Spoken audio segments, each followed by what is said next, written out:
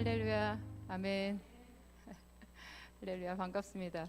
오늘 본문 말씀 딱 한 구절인데요. 한 구절 보시죠. 마태복음 16장 15절입니다. 함께 읽겠습니다. 이르시되 너희는 나를 누구라 하느냐. 이 짧은 말씀 가지고 함께 은혜를 나눠보도록 하겠습니다. 잠깐 기도하고 시작하겠습니다. 주 예수님 계셔서 너무나 감사합니다. 하나님 정말로 감사합니다. 저를 이곳에 세워주셔서 감사하고 이 아름다운 성전에 우리 사랑하는 성도들과 함께 우리 사랑하는 예수 그리스도에 대하여 말할 수 있게 해주셔서 감사합니다. 성령님 이 자리에 임하시고 말씀을 전하는 저와 듣는 우리 형제 자매들, 우리 집사님들 모든 분들에게 함께 기름 부으시고 역사하여 주옵소서. 예수님 이름으로 기도하였습니다. 제가 성경톡을 10분짜리 영상이거든요. 그거를 할 때 항상 아무도 없는 곳에 혼자 셀카 이렇게 놓고 찍어요. 그래서 사람이 없을 때가 훨씬 더 자연스러운데 또 사람이 있으니까 또 그것도 너무 좋으네요. 저는 진짜 이 성전에 제가 우리 목사님을 세워드리고 싶었거든요. 성전에 좀 이렇게 천장도 높고 이렇게 좀 예쁘고 규모가 있는 성전에 우리 목사님을 설교자로 세우는 그림을 그렸었어요. 근데 여기 와서 제가 너무 행복했었는데 또 오늘 같이 이렇게 귀한 시간 주셔서 너무나 감사합니다. 오늘 이 본문 말씀은 우리가 너무 잘 아는 말씀이에요. 가이사랴 빌립보에서 예수님이 제자들한테 사람들이 나를 누구라고 하느냐 그렇게 질문을 던져요. 그랬을 때 제자들이 선지자라고 하기도 하고 세례 요한 예레미야 엘리야 이런 얘기를 한다 그랬거든요. 그러니까 예수님께서 다시 제자들한테 너희는 나를 누구라 하느냐 이렇게 물어보셨어요. 근데 이 얘기를 알기 전에 가이사랴 빌립보 가이사랴에 대해서 좀 알 필요가 있어요. 그러니까 가이사랴라고 하는 거는 가이사의 도시라는 뜻이거든요. 그러니까 요즘으로 치면 신도시예요. 신도시. 그러니까 본래 있던 도시가 아니고 그 로마 시대에 특별하게 인공적으로 만든 도시인데요. 가이사랴라고 하는 그 가이사의 도시가 본래 그 성경에는 두 개가 있어요. 하나가 사도행전 10장에 그 고넬료라는 백부장 얘기 나오잖아요. 거기서 고넬료가 있었던 곳이 가이사랴거든요. 근데 여기는 가이사랴에 빌립보라는 이름이 하나 더 붙어 있어요. 이게 이제 두 개가 전혀 다른 도시예요. 가이사랴는 가이사를 위해서 특별하게 신도시를 만들어서 그 헌정되었던 도시예요. 가이사는 이제 로마의 황제를 얘기하죠. 그래서 고넬료가 살았던 그 사도행전에 고넬료가 살았던 그 가이사랴는 그 지중해 연안에 있어요. 그래서 거기는 이제 그 바로 지중해로 배를 띄우기 위해서 인공으로 항구를 만들었는데 그게 헤롯 대왕이 만든 거예요. 헤롯 대왕은 누구냐면 우리가 크리스마스 때마다 그 동방박사 나오면서 이제 아기 예수를 죽이려고 했던 그 헤롯 있잖아요. 그 사람이 헤롯 중에 대장 헤롯 대왕이에요. 근데 그 헤롯 대왕이 이제 이스라엘 제일 넓은 곳을 다스렸었는데 그 사람이 죽고 나서 그 이제 많은 지역이 쪼개졌어요. 그래가지고 우리가 예수님 그 고난 당하실 때 보면은 빌라도 총독 있잖아요. 그러니까 총독도 있고 왕도 있어요. 그러니까 그전에는 이 총독이 다스리던 곳이 따로 없었고 그냥 헤롯 대왕이 다 다스렸었는데 헤롯 대왕이 죽고 나서 그 아들들에게 넘어갈 때는 이제 이 헤롯의 가문이 아닌 전혀 다른 빌라도 총독이라는 그러니까 총독 직분이 또 생기게 되고 또 무슨 분봉왕이 나오는 거죠. 그때 이제. 근데 그 분봉왕 중에 빌립이라는 분봉왕이 있었는데 헤롯의 아들이겠죠. 그 사람이 만든 도시가 이 빌립보 가이사랴예요. 이거는 이스라엘의 저 북쪽에 있어요. 그러니까 우리나라는 좀 남쪽이 비옥하고 북쪽이 사막지대인데 이스라엘은 북쪽이 평원도 있고 물도 굉장히 많아요. 이 가이사랴 빌립보는 북쪽의 헐몬산 근처에 있어요. 그러니까 여기를 이제 제가 목사님이랑 같이 그때 성지순례 갔을 때 가봤는데요. 본래 이스라엘이 물이 없잖아요. 근데 여기는 물이 정말 많아요.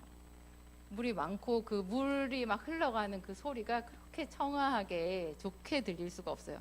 물이 많은 곳이다 보니까 그 땅도 좋고 막 산도 있고, 그러니까 헐몬산 근처잖아요. 거기에 무슨 신상이 그렇게 많아요. 신상이 여기를 그 이후 시대인가 하여튼 또 다른 이름으로 가이사랴 빌립보를 부르는 이름이 바니아스예요. 바니아스. 바니아스가 뭐냐면 판이라는 이름에서 나왔거든요. 근데 그 판은 여러분 다 아실 거예요. 그 감기약 판콜 아시죠? 판콜. 그 판이 그 판이에요. 신의 이름이에요. 그리고 이 신 중에서 가장 큰 신이라는 뜻으로 모든이라는 그 이름이 들어가 있어요. 판콜은 모든 감기를 다 낫게 해주는 약이라는 뜻이에요. 그 바니아스, 그러니까 바니아스 모든 신 중에 가장 큰 신 판이라는 신에게 바쳐진 도시거든요. 가이사랴 빌립보가. 그러니까 거기 갔더니 물도 많고 경관은 굉장히 좋은데 그 모든 것을 지으신 하나님의 아들 예수께서 당신의 제자들을 데리고 거기를 딱 갔을 때 뭐 예수님을 알아보는 사람은 없고 거기에 전부 그 온갖 신상들을 다 세워놓고 다 절을 하고 있는 거예요. 그런 걸 이제 예수님이 제자들을 데리고 다니면서 이렇게 쭉 보시잖아요. 쭉 보시니까 얼마나 예수님이 이렇게 마음이 상하셨겠어요. 당신이, 그러니까 요한복음 1장 말씀이 생각나죠. 자기 땅에 오매 자기 백성이 영접지 아니하나, 그죠? 예수님이 하나님의 아들로서 당신이 지으신 세상에 오신 거예요. 그랬는데 그 빌립보, 가이사랴 빌립보 거기 그 신도시 물도 많고 아름다운 그것도 결국은 그런 모든 것을 하나님이 다 지으셨죠. 근데 사람들이 거기에다가 바니아스라고 하는 그 신을 섬기면서 막 여러 가지 온갖 잡동 그 신들을 섬기는 그런 것들이 막 이렇게 뒤섞여 있는 거예요. 그 가운데를 그 인파 가운데, 그러니까 이렇게 생각하면 되는 것 같아요. 4월 초파일 날 예수님이 제자들을 하고 절 있는 산 근처로 가셨다, 이렇게 생각하시면 돼요.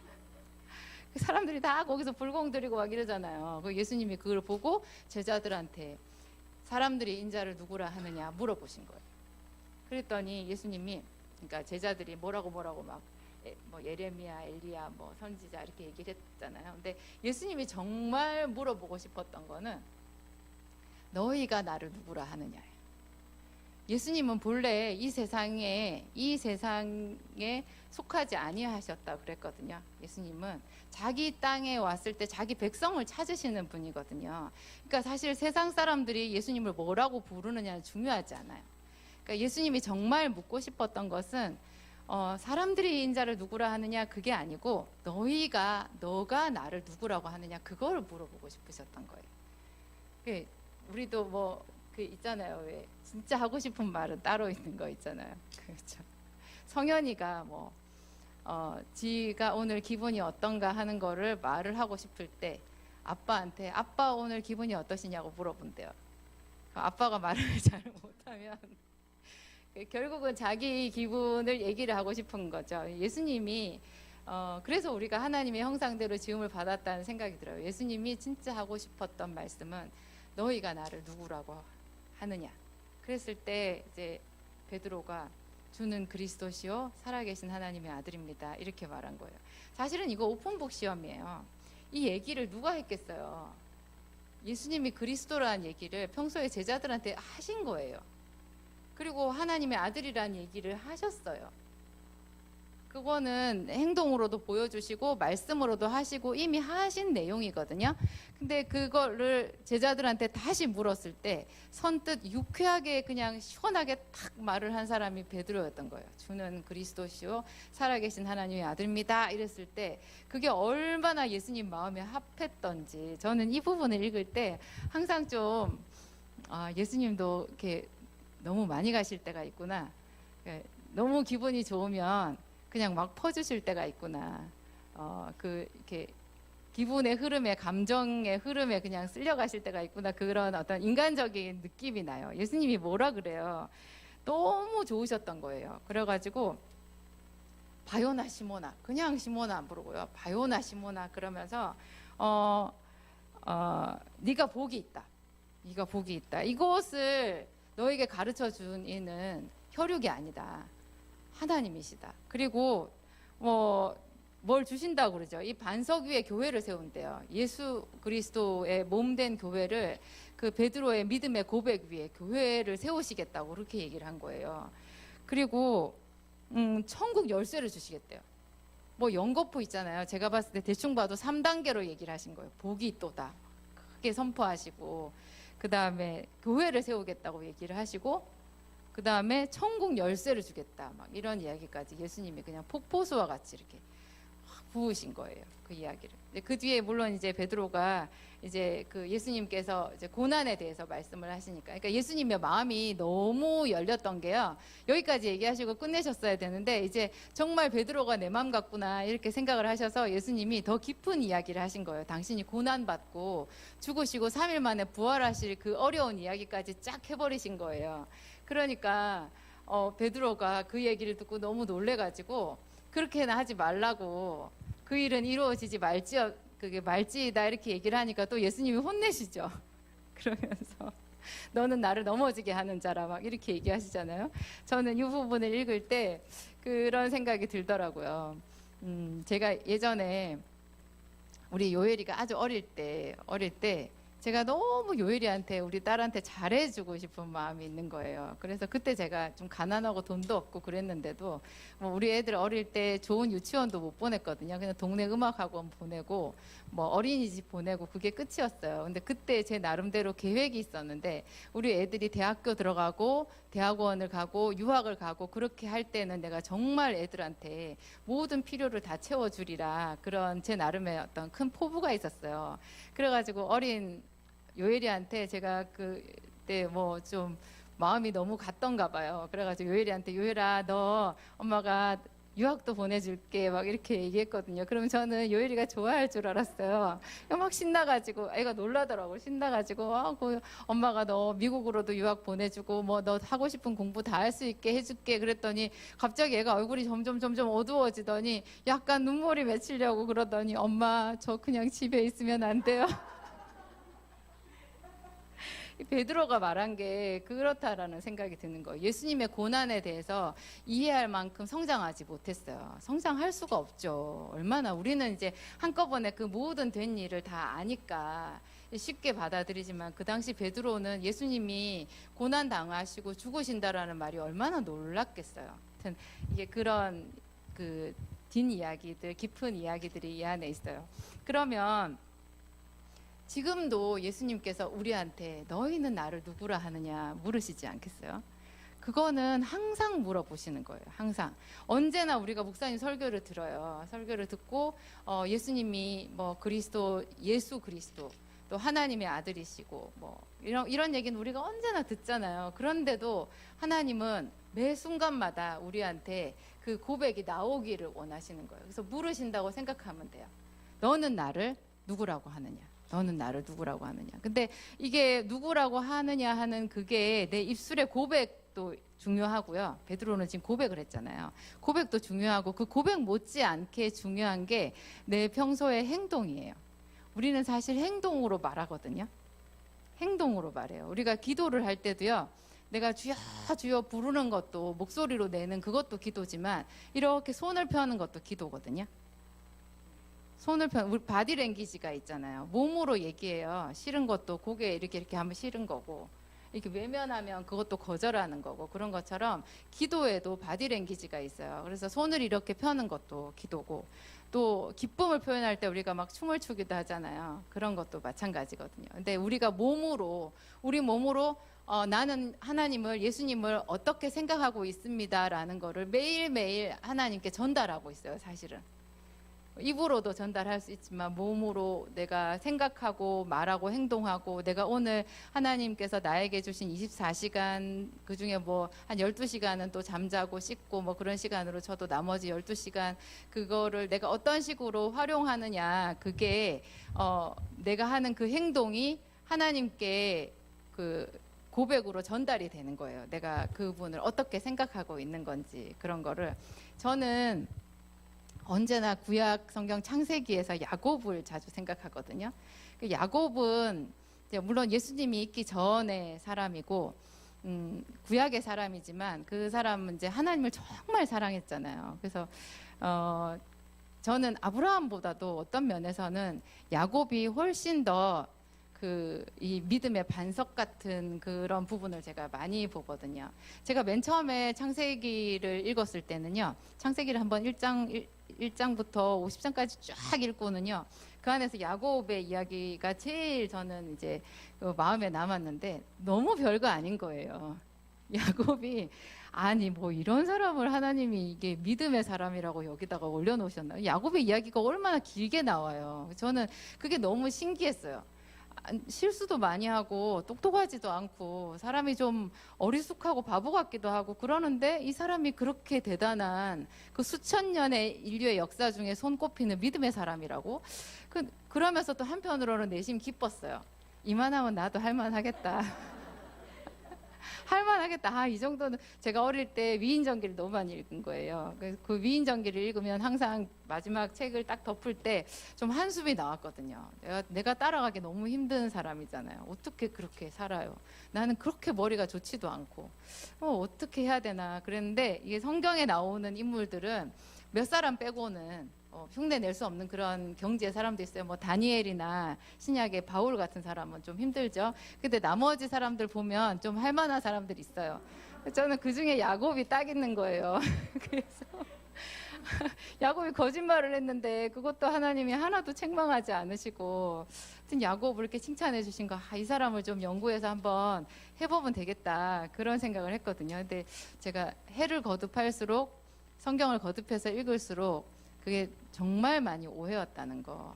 그러니까 야곱과 하나님 사이에 그 주고받는 이게 이 글자로 다 표현되지 않는 그 성경에 나와 있는 그 글자 행간 사이사이에 있는 그 깊은 의미 있잖아요. 그거를 이렇게 해를 거듭할수록 제가 느끼잖아요. 느끼는데 그거를 느끼니까 정말 깊더라고 이거는. 그런데 좋았어요. 한번 그것도 해볼 만한 거예요.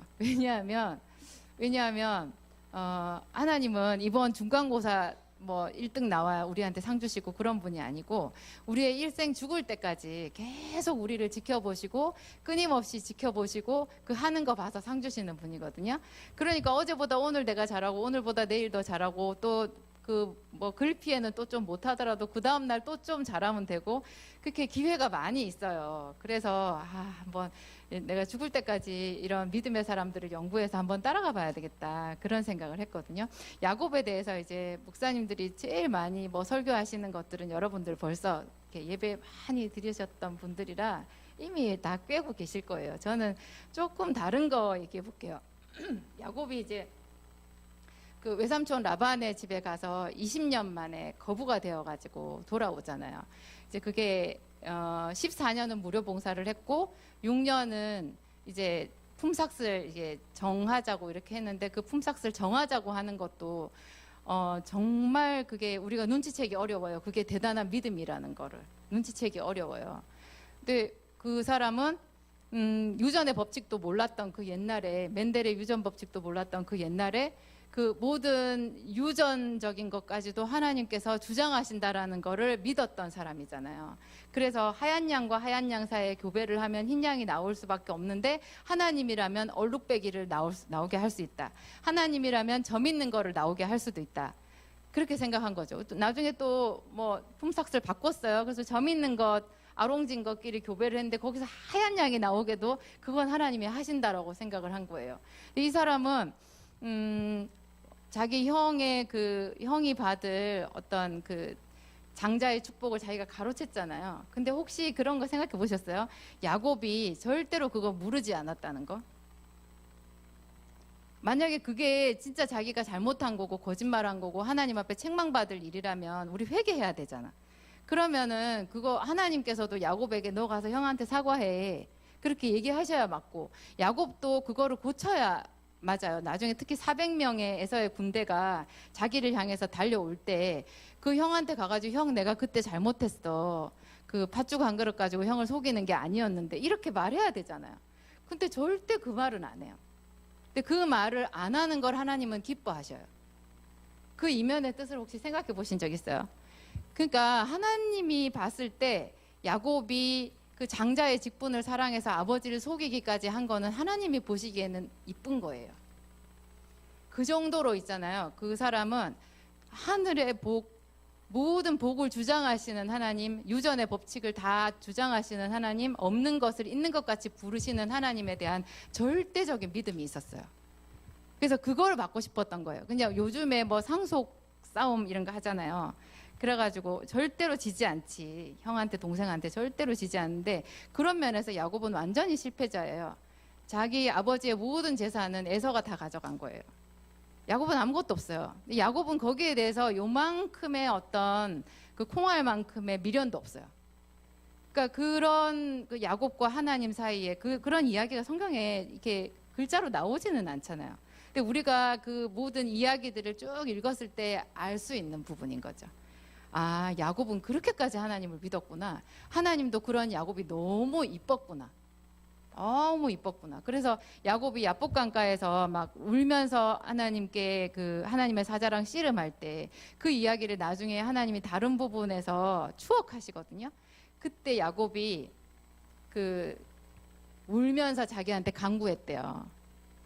그거를 하나님이 막 그때 나는 그때 야곱이 너무 좋았지. 너희는 그의 후손이 아니냐 이러면서 추억하시거든요. 그러니까 하나님은 이미 장자, 차자 이렇게 당신께서 정해놓은 그런 그 세상의 법칙이 있잖아요. 그 법칙을 거스르면서까지라도 하나님 앞에 한 발 더 나오려고 하는 자를 기뻐하시는 거예요. 그러면 어떻게 되겠어요? 나는 태어나기를 가난한 집안에 태어났어요.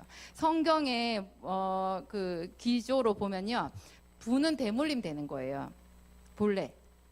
부는 대물림 돼요. 신분도 대물림 돼요. 그게 하나님의 법칙이에요. 그래서 왜 성경에 보면 여종이 여주인의 자리에 앉는 거 하나님은 망측한 일이라고 얘기하시거든요.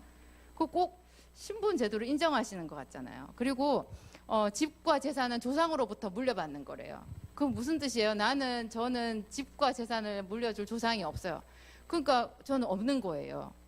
저는 돈에 대해서 굉장히 관심이 많았기 때문에 하나님은 어떤 사람한테 부를 주시고 어떤 사람의 기도를 들어주시나 그런 거를 성경을 들여다보면서 후벼 팠어요. 근데 보니까 하나님은 신분 제도를 인정하시고 그런 그 집안의 대물림, 그 부와 재산이 내려간다라는 걸 하나님은 인정하시는 거예요. 그런데 야곱을 보세요.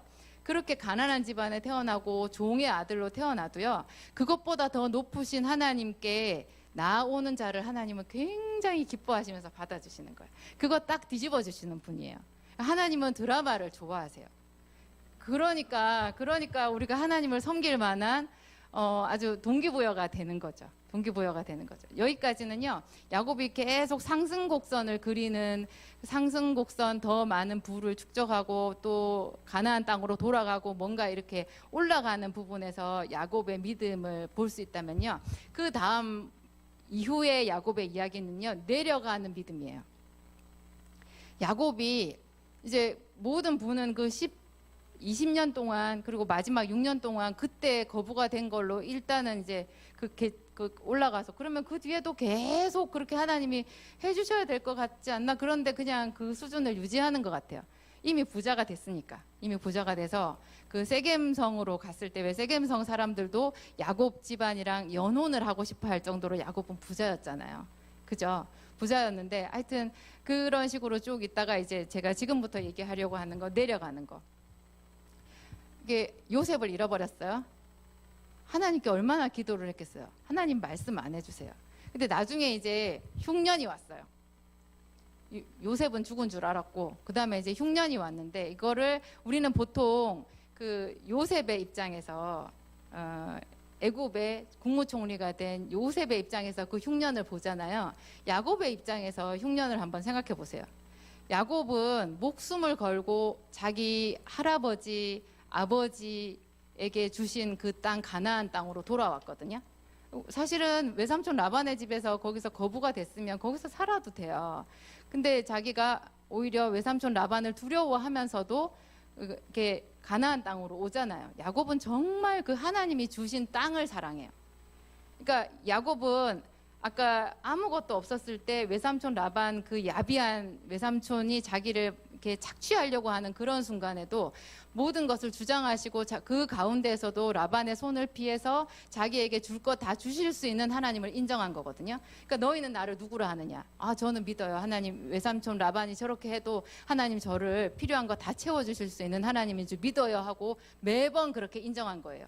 그 이렇게 단풍나무 뭐 무슨 나무 껍질 벗겨서 그 꽂는 행위 있잖아요. 그 행위로 저는 그런 하나님을 믿어요 하고 고백한 거예요. 이거 베드로가 한 고백을 매 순간마다 그 사람은 한 거죠. 현실적으로. 그죠? 우리가 성전에 와가지고 막 주는 그리스도시요 살아계신 하나님의 아들입니다 말하기는 쉬워요. 근데 나가가지고 밖에 나가서 내 현실이 있잖아요. 현실이 장사도 안 돼. 빚은 많아. 이자 독촉에 시달려. 막 이런데 거기서 주는 그리스도시요 살아계신 하나님의 아들입니다라고 말하기 어렵거든요. 야곱은 그런 현실적인 그 외삼촌 라반의 압제하에서도 너무나 자연스럽게 그렇게 해요. 정말 자연스럽게 행동하고 하나님도 그에 따라서 정말 자연스럽게 일하시잖아요. 그래서 외삼촌 라반이 10번이나 품삯을 바꿨는데도 라반하고 그 야곱과 하나님은 쿵짝이 너무 잘 맞아. 이렇게 딱 하면 그렇게 딱 맞춰서 해주시고, 그죠? 그 틈바구니에 라반이 들어갈 데가 없는 거예요. 그렇게 해주시잖아요. 근데 이제 야곱이 아들을 잃어버리고 흉년이 왔어요. 흉년이 오니까 어떻게 되겠어요? 저는 그 부분에서 야곱이 얼마나 하나님을 사랑하는지가 느껴지는데요. 야곱이 다 망해도 가나안 땅을 떠나지 않았을 거예요. 여러분 아시죠? 아브라함하고 이삭에게 공통적으로 있었던 습관. 그렇죠. 흉년만 지면 애굽으로 내려가요. 그죠?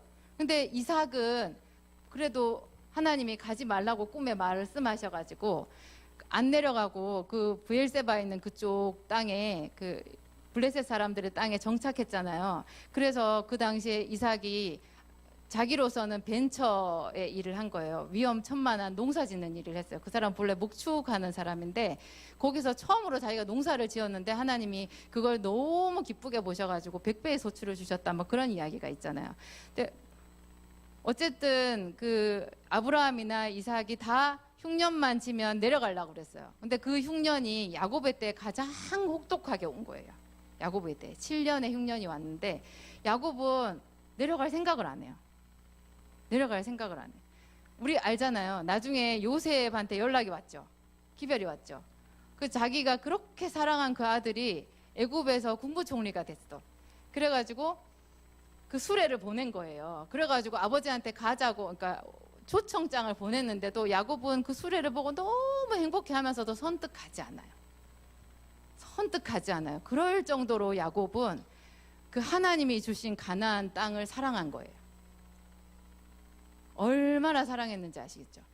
정말 사랑했어요. 그리고 그 1년 그때 왜 자기 아들들을 처음에 흉년이 졌을 때 애굽에 가서 양식을 사와라 하고 보냈잖아요. 근데 아들들이 이제 거기에 시므온을 떨쳐놓고 양식을 가지고 왔는데 그 양식이 금방 다 떨어져요. 보니까 1년 먹은 것 같아요. 그러면 그 다음에 다시 양식을 사러 가야 되는데 그 사러 가려고 하면 베냐민을 데리고 가야 된다고 하잖아요. 근데 야곱은 베냐민은 잃어버리고 싶지 않은 거예요. 그래가지고 이렇게 절충점을 찾지를 못해. 아들들은 베냐민을 데리고 가야 된다 그러고 아버지는 베냐민을 보내고 싶지 않고 너희들끼리 가서 양식을 사와라 이렇게 하고 싶은데 결국에 이제 이게 야곱이 양보를 하잖아요. 그래서 내가 아들을 잃으면 잃으리라. 그렇게 하면서 양식을 사러 보낼 때 그때 야곱이 그 양식의 값으로 돈을 주는 장면이 있거든요. 거기 보면은 엄청난 고가의 제품들을 보내요. 그렇게 그 고가의 그 가격을 매겨가지고 양식 가격을 그러니까 그냥 사올 수 있는 가격보다 훨씬 더 비싼 가격을 매겨서 그거를 양식값으로 아들들한테 실려 보냈다는 뜻이 뭐예요? 야곱은 자기가 거기서 망할 수도 있는 거예요. 그냥 이참에 애굽으로 내려가지 차라리. 근데 그렇게 하지 않는 거예요. 야곱은 자식도 잃고 재산도 다 잃어버려도 하나님이 주신 그 땅을 지키고 있는 거예요. 그래가지고 그 유명한 이제 구절이 나와요. 창세기 46장 1절에서부터 쭉 한번 읽어볼까요? 함께 읽어봐요. 이스라엘이 모든 소유를 이끌고 떠나 브엘세바에 이르러 그의 아버지 이삭의 하나님께 희생 제사를 드리니 그 밤에 하나님이 이상 중에 이스라엘에게 나타나 이르시되 야곱아 야곱아 하시는지라. 이르되 내가 여기 있나이다 하매 하나님이 이르시되 나는 하나님이라 내 아버지의 하나님이니 애굽으로 내려가기를 두려워하지 말라. 내가 거기서 너로 큰 민족을 이루게 하리라. 내가 너와 함께 애굽으로 내려가겠고 반드시 너를 인도하여 다시 올라올 것이며 요셉이 그의 손으로 내 눈을 감기리라. 네. 여기 하나님이 뭐라고 그러세요? 하나님이 야곱을 설득하고 계세요. 내려가라고. 다른 사람은 아브라함도 믿음의 사람이죠. 이삭도 믿음의 사람이죠. 근데 그 사람들도 그 흉년 앞에서는 그냥 대책이 없는 거예요. 일단 이 흉년은 피하고 봐야 돼서 그냥 내려가려고 했었어요. 근데 야곱은 그렇지 않은 거예요. 야곱은 저 땅을 떠나고 싶어 하지 않는 거예요. 아들이 와서 그 마차를 보내주고 수레를 보내주고 다 했는데도 선뜻 그곳을 떠나지를 못해요. 그래가지고 브엘세바에 가서 거기서 하나님께 기도했더니 하나님이 저렇게 말씀하시는 거예요. 야곱아 야곱아. 왜 야곱아 하고 두 번 부르셨을까요? 이게 바요나 시모나하고 똑같아요. 바요나 시모나. 오늘 우리 본문에서 그랬잖아요. 주는 그리스도시요 살아계신 하나님의 아들입니다. 이렇게 했더니 예수님이 너무 좋아서 그냥 뭐 베드로야 시모나 이렇게 하지 않고 바요나 시모나 이렇게 하는 거예요. 너무 좋아서. 여기도 하나님이 너무 야곱의 그 마음이 이쁜 거예요.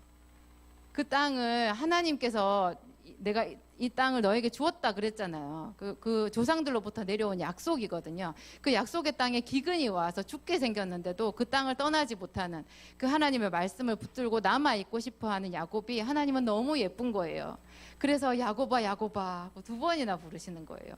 두 번이나 부르면서 내 아버지의 하나님, 내 할아버지의 하나님, 내가 그 하나님이다. 저기 내려가라. 내가 너와 같이 가겠다 그래요. 그리고 반드시 너를 다시 데리고 올라오겠다. 이런 약속까지 해주시는 거예요. 놀랍죠? 우리 좀 저렇게 살아보자고요.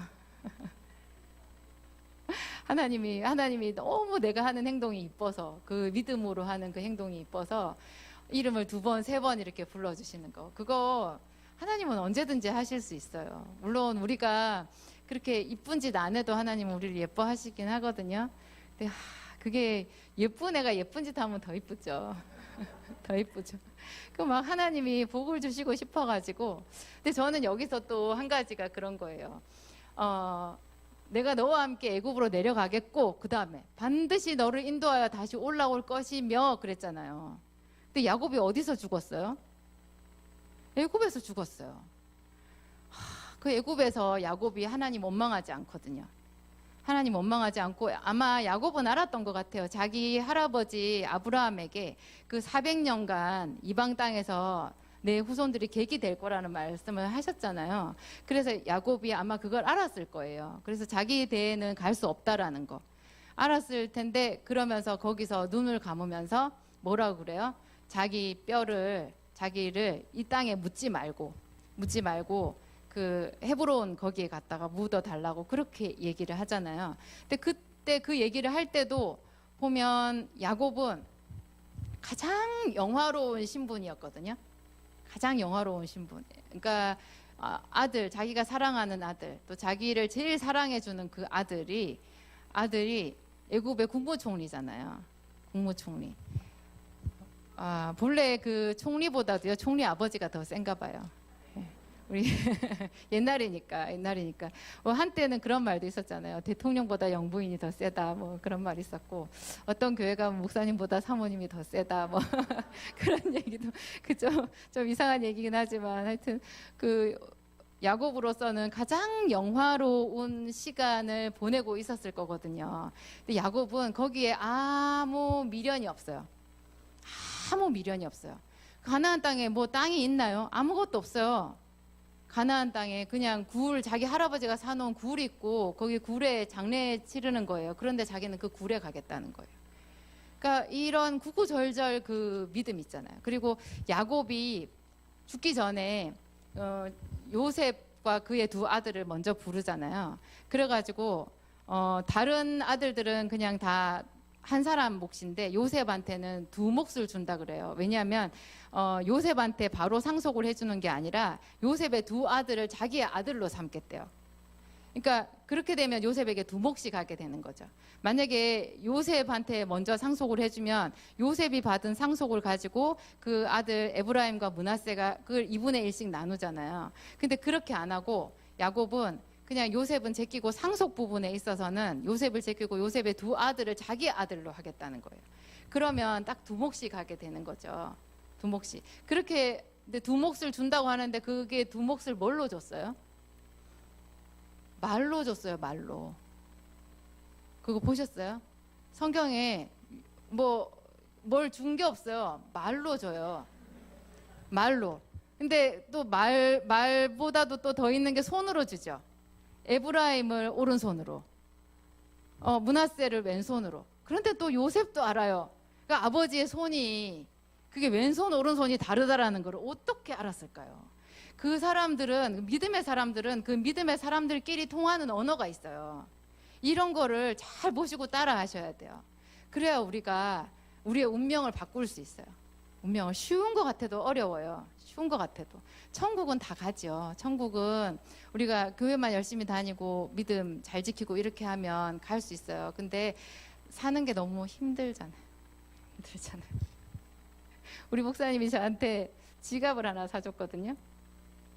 제가 정말 돈이 없었을 때 가방을 송두리째 썰이 맞았어요. 그래가지고 뭐 몇 개 안 들었지만 제 화장품 가방도 있었는데 그런 것도 다 사야 되고 그랬을 때 이제 어떻게 지갑도 없잖아요. 근데 목사님이 어디 가서 그때 당시 5,000원짜리 지갑인가 길거리에서 하나 사가지고 그때 전도사님 시절이었어요. 저한테 이렇게 탁 주면서 그렇게 말했어요. 이 지갑은 내가 사주지만 지갑의 돈은 하나님이 채워주실 거예요. 그렇게 얘기했어요. 저 굉장히 마음이 무거웠어요.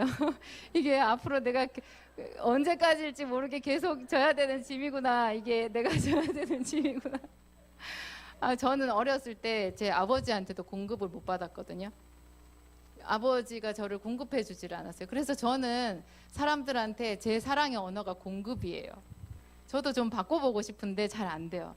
저는 어떤 사람을 사랑할 때 그 사람한테 돈을 주든지 뭘 사주든지 그래요. 왜냐하면 제가 그런 공급을 못 받았기 때문에 그게 내가 당장 필요한데 그 필요한 거를 채워줄 사람이 없는 거예요. 근데 결혼을 했는데 남편도 하나님께 받으래요. 그래서 저는 또 한편으로는 좋기도 했어요. 하나님은 어떤 하나님이세요? 충분히 해주실 수 있지. 게다가 저는 또 약사 면허가 있잖아요. 그게 저는 이 약사 면허를 별로 안 좋아했지만 좀 많이 싫어했거든요. 많이 싫어했지만 그래도 이게 나한테 있는 거니까 있는 거 가지고 복을 주시겠죠. 하여튼 그렇게 해서 이렇게 저는 이게 너무 절박했기 때문에 어떻게 하면 하나님께 이런 필요를 내가 체험을 받고 또 저는 저희 아버지가 돌아가실 때 너무 주변 사람들한테 민폐를 많이 끼치고 돌아가셨거든요. 일단은 자식들한테 그리고 아내한테 너무나 큰 민폐를 끼치고 그냥 가버린 거잖아요. 저는 그거를 직무유기라고 말해요. 그래서 얼마 전에 저희 그 사촌 남동생이 저한테 전화를 해가지고 그러는 거예요. 누나, 내가 혹시 잘못되거든 내 아이들을 부탁해 그렇게 말하더라고요. 그래서 내가 막 욕을 했어요. 뭐라고 좀 심하게 말했어요. 정신 나갔다고 그런 소리 하지 말라고. 네가 멀쩡히 살아있는데 왜 그렇게 말하냐. 그리고 내 애들 걱정되면 지금 데리고 와라. 그러면 내가 뒤 봐줄게. 왜 네가 죽고 나서 네가 뭐 잘못되고 나서 그 애들 나한테 봐달라고 하냐. 그리고 너 정신 똑바로 차려야 돼. 지금 있는 그 자리에서 네 직무 유기하지 마라. 너 술 마시지? 아빠가 얼마나 중요한지 아냐? 아빠가 그 자기 자리를 잊어버리고 거기서 술에 빠져갖고 살다가 무책임하게 죽어버리는 거 그 자식들한테 끔찍한 거다. 그거 절대로 그렇게 하면 안 돼. 그렇게 말했어요. 그러니까 내 직분, 내가 엄마로서 아빠로서 내가 해야 될 일을 하려고 하면 하나님께 공급을 받아야 돼요. 공급이 없으면 뭐 있어야 줄 거 아니에요. 근데 야곱은 물질도 많았지만요 믿음도 컸어요. 정말 믿음이 컸어요. 그래서 야곱이 그 에브라임하고 므낫세한테 준 게요, 오른손 왼손의 축복이었어요. 근데 그 축복이 그대로 될 거라는 거를 요셉도 알았고 그 므낫세 에브라임도 알은 거예요. 그러니까 야곱 자신이 형을 속이면서까지 아버지한테 취했던 게 그 말로서 해주는 축복을 가로챈 거였잖아요. 말로서 해주는 축복을. 다른 거 가로챈 게 아니에요. 그래서 그게 믿음이라는 거예요. 만약에 야곱이 자기 형을 속여서 아버지의 재산을 가로챈 거면 그건 도둑질이에요. 그건 도둑질이에요. 그거는 반드시 제자리에 돌려줘야 되고 7배를 갚아줘야 될 수도 있어요. 그런데 이 영적인 부분에 있어서 하나님께 내가 복을 받고자 하는 그런 열정으로 그거를 더 앞으로 나아가기 위해서 야곱과 같이 하는 행동은 오히려 상받을 행동인 거예요. 상받을 행동. 그러니까 야곱은 평생에 죽을 때까지 하나님이 자기에게 어떤 분인지, 마지막에는 자기가 죽어가면서 자기 아들들을 축복하잖아요. 그 축복하는 그것조차도 믿음의 고백인 거죠. 자기 말대로 될 거라는 거를 믿은 거예요. 그리고 상당히 자기가 생각나는 대로 말하지 않고 영감으로 말했어요. 영감으로. 그러니까 평소에 그렇게 하나님의 성령으로 교통함이 있는, 진짜 그분은 아무나 흉내낼 수 없는 그런 분인 거죠. 그러면서 그 에브라임과 므낫세한테는 아까 두 몫을 줬다고 했는데 그때 유명한 말을 해요. 이것은 내가 아모리 족속에게, 내 칼로 아모리 족속에게 빼앗은 거라고 말해요. 야곱한테 칼이 있었어요? 야곱이 아모리 족속이랑 전쟁을 한 적이 있나요? 아모리 족속은 이제 가나안 족속을 말하잖아요.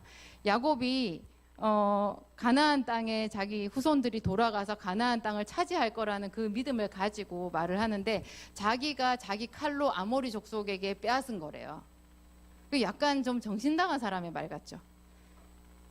무슨 일이, 이게 성경을 그냥 있는 그대로 보면요, 이 사람이 지금 여기서 술 취한 자 같이 잠꼬대 같은 소리를 하는구나, 그렇게 생각이 들 수 있어요. 근데 조금 더 자세히 보면 그것은 선지자적인 말이고 믿음의 선포가 되는 거죠. 그 베드로가 주는 그리스도시요 살아계신 하나님의 아들입니다라는 말의 실천편인 거예요. 실천편. 이런 거 우리 많이 해요. 안디옥 교회는 수많은 선교사를 파송하는 교회고 예루살렘 교회를 능가하는 교회예요. 그리고 하나님께서 저한테 우리 목사님하고 둘이서 기도해서 이 교회를 창립할 때요, 그 안디옥이라는 이름을 못 쓰게 지방회에서 그렇게 했었거든요. 근데 우리는 3년 동안 이미 그 이름을 위해서 기도를 해왔었는데도 불구하고 지방회에서 똑같은 이름의 교회가 지방에 내에 있기 때문에 그 이름을 쓰면 안 된대요. 그래가지고 목사님하고 저는 너무나 큰 충격에 빠졌어요. 그러면 분명히 하나님께서 우리한테 안디옥이라고 하셨는데 우리가 잘못 들었나? 그런 생각이 들잖아요. 그래서 그것 때문에 무거운 마음으로 하나님 앞에 기도했을 때 딱 기도를 시작하자마자 하나님이 저한테 1시간 동안 그 안디옥이라는 이름의 뜻에 대해서 설명을 해주셨어요. 제가 지금까지 신앙생활 하면서 몇 안 되는 체험 중에 하나예요. 1시간 동안 칠판에 쓰듯이 하나님이 단계적으로 저한테 그거를 풀어서 얘기를 해주셨거든요. 안디옥의 이름, 그 이름을 왜 우리한테 안디옥이라고 하라고 하셨는지, 그게 무슨 뜻인지 하는 거를 설명을 해주셨는데 그 중에 첫 단추가 뭐였냐면 야곱의 이야기였어요. 저는 야곱과 안디옥을 연결시킬 생각은 한 번도 못했거든요. 근데 하나님이 그 구약의 야곱이래요. 안디옥이란 이름이. 왜냐하면 아브라함의 이름이 예루살렘의 이름이래요. 아브라함이 믿음의 조상이죠. 초대교회의 첫 시작은 예루살렘 교회잖아요. 그러니까 예루살렘 교회와 아브라함이 같은 동격관계에 있다는 거예요. 그런데 사도행전을 자세히 읽어보잖아요. 사도행전은 신약의 교회의 역사잖아요. 교회의 역사. 그러니까 예수님이 승천하시고 난 뒤에 초대교회가 어떤 식으로 이렇게 세워져 가고 그리스도인들이 생겨나게 되었는지 그 이야기가 이제 사도행전에 쭉 나와 있는 건데, 하여튼 거기서 가만히 자세히 성경을 보면요, 분명히 처음에 그 오순절 마가의 다락방, 그게 예루살렘 교회가 세워졌는데 어느 순간에 보면 그 교회의 중심이 안디옥 교회로 넘어가 있어요. 왜냐하면 사도 바울이 주인공이니까. 사도 바울이 1차 선교여행 갔다 와서 안디옥 교회로 가잖아요.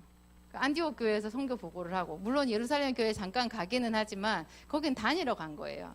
그러니까 신약의 모든 그 교회의 중심이 안디옥 교회인 거예요. 그리고 안디옥 교회는 이방인들의 교회고 수많은 교회를 세웠고 또 수많은 교회를 새롭게 했어요. 이미 있는 교회를 새롭게 했어요. 그리고 교회가 교회를 세우게 됐어요. 직접 사도 바울이 세우지 않은 교회가 골로새 교회 같은 거는 바울이 직접 세우지 않았는데 바울의 설교를 듣고 간 사람이 거기 가서 세운 교회가 골로새 교회였거든요. 그런 식이에요. 그러니까 하나님이 우리한테 이 안디옥이라는 이름을 주신 거, 그 야곱이 받은 축복하고 같은 거래요.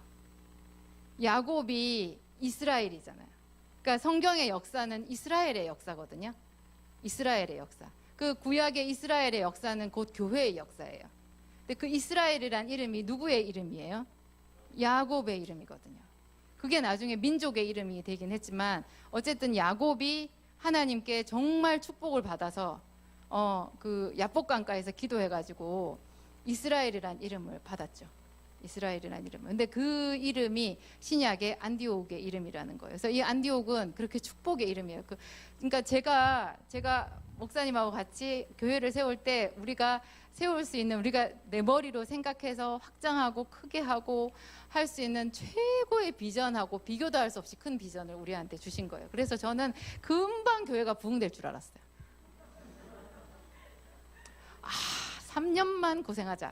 3년 돼서 안 되길래 2년만 더 하자. 5년을 채우면 뭔가 될 것이다. 그래서 5년이 딱 돼서 제가 하나님께 엄청 따지듯이 기도를 했거든요. 하나님 화를 내셨어요, 저한테. 폭풍처럼 화를 내시더라고요. 내가 왜 너의 교회를 부흥시켜줘야 되냐, 그렇게 얘기를 하시더라고요. 그리고 난 뒤에 내가 너무 놀래가지고 섭섭하고 막 그렇게 있으니까 하나님이 한마디 더 위로의 말씀을 주셨는데, 오래 기다려라 그러시더라고요.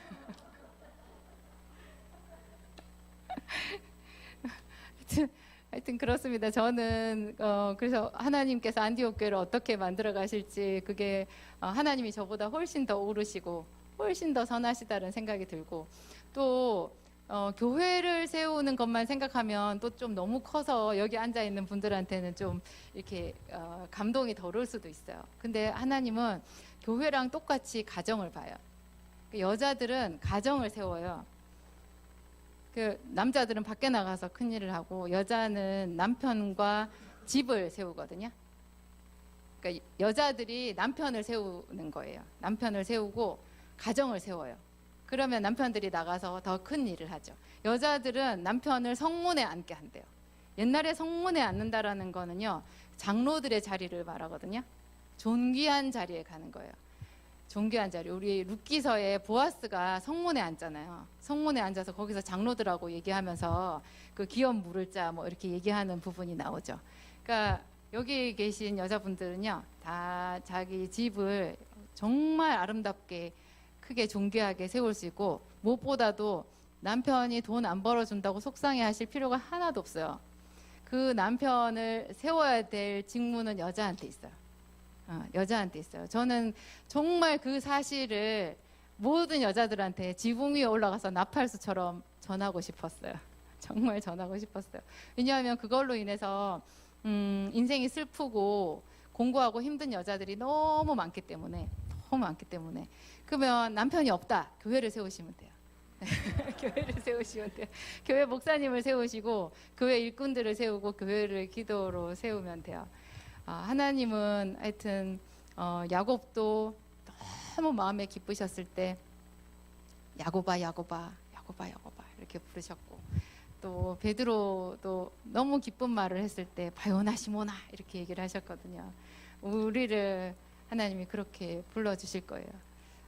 제가 한 가지만 더 말씀드리면, 제가 아마 사모가 되려고 그랬나 봐요. 제가 청년 시절에 그 우리 청년부 안에서 나보다 한 5살 정도 나이 많은 어떤 자매가 있었는데, 말할 때 보면 이빨 사이에 고춧가루가 껴 있을 때도 있고, 이렇게 좀 옷이 뭐 어디가 단추가 풀어져 있을 때도 있고, 그리고 말을 할 때 이렇게 교양 있게 품위 있게 이렇게 말을 잘 못하는, 좀 우리가 그런 말을 왜 속된 말로 푼수라고 하잖아요. 약간 푼수기가 있는 자매가 있었어요. 그 자매님이, 그러니까 사람들이 다 그 자매님 별로 안 좋아해. 그래서 저도 그 자매님 별로였어요. 근데 청년 시절에 나보다 5살이나 많았기 때문에 엄청 큰 차이거든요. 큰 차이긴 하지만 그냥 슬쩍 제 마음에 그런 생각이 들었던 것 같아요. 근데 한 날 그 자매님이 교회에서 쓰러졌어요. 그래가지고 병원에 실려갔대요.